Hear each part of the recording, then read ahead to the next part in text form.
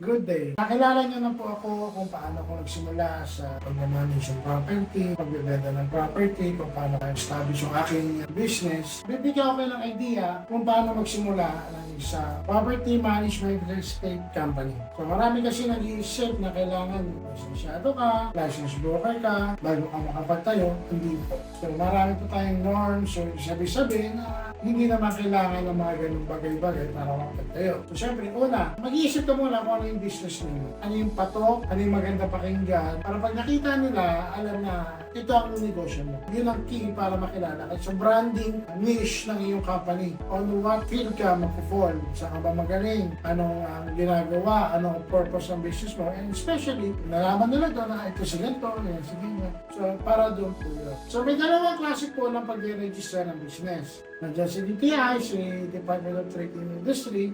So dito po nagpo-fall si Solpro. Si Solpro po, ito yung nandiyan si business name mo, pero ikaw ang owner. Pangalan mo ang nakasalalay dito sa negosyo na ito. So lahat ng mga goods and bads, pangalan mo po ang naka-front dito sa negosyo mo, sa Solpro, galing DTI. Nandito din naman po yung SEC, tinatawag natin Security and Exchange Commission. Dito naman po nire-register yung mga corporations na gusto natin establish sa Philippines. Siyempre, may mga laws din na kailangan sundin pa nagtatayo ng business sa korporasyon. So, dalawa po klase ang korporasyon. Nandito ang 5 corporation company. Binubuo po ito ng 5 tao. Nandiyan na ikaw. Kung sino man ang pwede mong ilagay na tutugma doon sa kanilang mga posisyon. May corporate, may finance, may admin. So, iba-iba po. Meron din naman tayo tinatawag na one-person corporation. Ito ay similar din sa DTI na Solpro. Kaya nga lang ito, ginawa siyang korporasyon. So, pinakaiba po ng dalawa, yung goods and bads, sa DTI, pangalan mo. Dito sa SEC, pangalan ng company mo.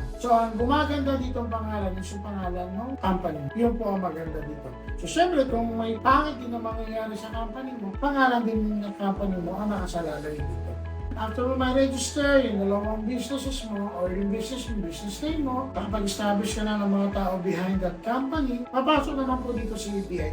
Si BIR po, inatawag natin na Bureau of Internal Revenue. Ito po yung pinakamasakit, masakit sa ulong parte ng pagninegosyo. Dahil ito po papasok ang taxes and duties. So ang payo ko po sa inyo, kung magtatayo ng isang negosyo, ang pinakamaganda po ay meron kayo isang magaling, pagkakatiwalaan at mahusay na accountant. Para sila po kasi ang magiging buhay natin sa pagninegosyo para umasenso o bumagsak din ang ating negosyo. Sila po ang nakakaalam ng ating mga tamang bayarin, mga tamang sundin. Kasi time to time po nagbabago po si BIR. May mga binabago siya, may mga kailangan tayo pa-amin na kailangan natin sundin. Mapa-DTI man yan na mapasel. May mga kailangan tayong sundin protocol na sinusunod natin nationwide dito sa Pilipinas. So, sabi nila, hindi ka makapagtayo kung hindi ka license broker. Kailangan po natin dito, parang tayo, kailangan natin isang license broker kapag tayo ng real estate. Kasi sa ngayon hindi na uso yung magbebenta ka tapos wala kang lisensya. Dati po nagagawa yun kasi marami yung mga brokers dyan. Magagaling naman magbenta kaya nga lang po. Wala akong kasi proper education or schooling na nangyari. Parang hindi for the past years, nagkakaroon na po tayo ng schooling for that kaya nagkakaroon na rin po tayo ng licensing and exam for that. So yun ang pinatawag natin talagang license broker. Kumbaga by practice, ini-establish natin ang pagiging professional ng mga brokers. Siyempre, nandun pa rin ang standard na rate na pinag-uusapan natin, na commissions, so doon po lalabas sa pagiging license broker. So yun po, kailangan mo po ng isang or mag-hire ng isang license broker sa company mo para kung ikaw hindi ka license broker, at least you have some consultant na mag-a-assist sa iyo in terms of selling, leasing, and procuring ng isang property. So as of now, ang katuwa ko po sa negosyo nito ay ang aking pinsan na isang license broker. So medyo side type siya, ay na po magpasama sa video. Magkakatiwala mo siya. So hopefully makilala niyo siya in the latter part ng ating adventure, ating paglalakbay dito sa negosyo nito. Yun lang po ang tips ko sa pagtatayo ng isang property management.